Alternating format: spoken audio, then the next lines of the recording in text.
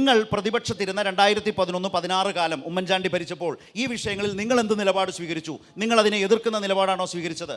ഭരണത്തിൽ വന്നപ്പോൾ അത് നടപ്പാക്കാൻ ശ്രമിച്ചപ്പോൾ പിന്നീട് വന്ന പ്രതിപക്ഷം UDF എന്ത് നിലപാട് സ്വീകരിച്ചു എന്നതുകൂടി പറയേണ്ടി വരും ഈ ചർച്ചയിൽ തോന്നുന്നു. വിഴിഞ്ഞം പദ്ധതിയുമായി ബന്ധപ്പെട്ടുകൊണ്ട് ആ പദ്ധതി സമയബന്ധിതമായി പൂർത്തീകരിക്കാനും അവിടെ തുറമുഖം കൊണ്ടുവരാനും എല്ലാ ഘട്ടത്തിലും ഇടപെടൽ നടത്തിയത് LDF ഗവൺമെന്റാണ്. നിങ്ങൾ കല്ലിട്ടു, ഒരു എഗ്രിമെന്റ് ഒപ്പിട്ടു. ആ എഗ്രിമെന്റ് എന്തായിരുന്നു? ആദ്യത്തെ 20 വർഷം 1 രൂപ പോലും ലാഭവിഹിതം കേരളത്തിനില്ല. ഈ ഒരു വർഷമായി, ഇനി 19 വർഷം എത്ര ലാഭത്തിൽ പോയാലും ഇന്ത്യയിലെ ഏറ്റവും ഒന്നാമത്തെ തുറമുഖമായി മാറി. നിങ്ങൾ കല്ലിട്ട് പോയി, ഞങ്ങളത് നടപ്പാക്കി ജനങ്ങൾക്ക് സമർപ്പിച്ചു. 20 കൊല്ലം 5 പൈസ ഇല്ല. 21-ാം കൊല്ലം 1% ലാഭം, 22-ാം കൊല്ലം 2% ലാഭം, അങ്ങനെ 30-ാം കൊല്ലം ആകുമ്പോൾ 10% ലാഭം, 40-ാം കൊല്ലമാകുമ്പോൾ 20% ലാഭം.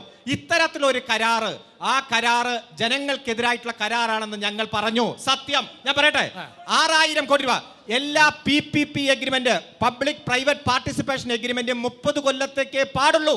അതാണ് ഈ രാജ്യത്തിന്റെ നിയമം. നിങ്ങൾ 40 കൊല്ലത്തെ എഗ്രിമെന്റ് അദാനിയുമായിട്ട് ഒപ്പിട്ടു. 31-ാം വർഷം മുതൽ 40-ാം വർഷം വരെയുള്ള ലാഭം കൃത്യമായി, അതാ ലാഭം കേരളത്തിന് കിട്ടാതെ വരുമ്പോൾ 6000 കോടി രൂപയുടെ നഷ്ടം. അത് കടൽ കൊള്ളയാണെന്ന് ഞങ്ങൾ പറഞ്ഞു, ഇപ്പോഴും ഞങ്ങൾ പറയും. എന്നാലും സംസ്ഥാന ഗവൺമെന്റ് ഒപ്പിട്ട കരാറാണ്. അതിൽ നിന്ന് പിന്മാറിയാൽ നിയമ പോരാട്ടത്തിലേക്ക് പോകും. ആ പദ്ധതി ഒരിക്കലും യാഥാർത്ഥ്യമാകില്ല. അതുകൊണ്ട് കഴിഞ്ഞ തെരഞ്ഞെടുപ്പിന്റെ 2016 തെരഞ്ഞെടുപ്പിന് മുന്നോടെ തന്നെ സഖാവ് പിണറായി വിജയൻ തെരഞ്ഞെടുപ്പ് സമയത്ത് പറഞ്ഞു, LDF അധികാരത്തിൽ വന്നാൽ ഗവൺമെന്റ് ഒപ്പിട്ട കരാറാണ് എന്നതുകൊണ്ടും ഇത് ജനങ്ങൾക്ക് അനുഗുണമായിട്ടുള്ള കരാറല്ല എങ്കിലും ഞങ്ങൾ ഇത് നടപ്പാക്കുമെന്ന് പറഞ്ഞു. ഇച്ഛാശക്തിയുള്ള ഗവൺമെന്റ് അത് നടപ്പാക്കി.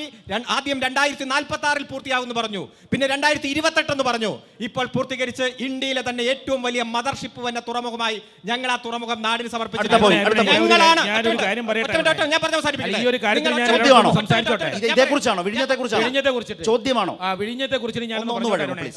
വിഴിഞ്ഞം പദ്ധതിക്ക് ആദ്യമായിട്ട് ടെൻഡർ ക്ഷണിച്ചപ്പോൾ ആരും എടുത്തില്ല.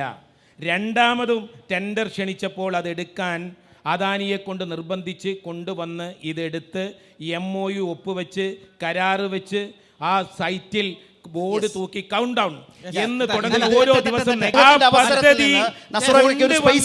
ആ കൊണ്ടുവരിക, തറക്കല്ലിടുക മാത്രമല്ല മുഖ്യമന്ത്രിയുടെ പേര് ഉമ്മൻചാണ്ടി അല്ല. ആയിക്കോട്ടെ, വിഴിഞ്ഞം പദ്ധതിയുടെ കരാറുമായി ബന്ധപ്പെട്ടുകൊണ്ട് ഇതിനു മുമ്പും കരാറുണ്ടായിരുന്നു.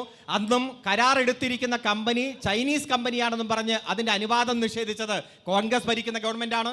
2019 ആയപ്പോൾ പാരിസ്ഥിതിക ആഘാത പഠനത്തിന്റെ പേരിൽ വീണ്ടും അനുവാദം നിഷേധിച്ച് കോൺഗ്രസ് ആണ്.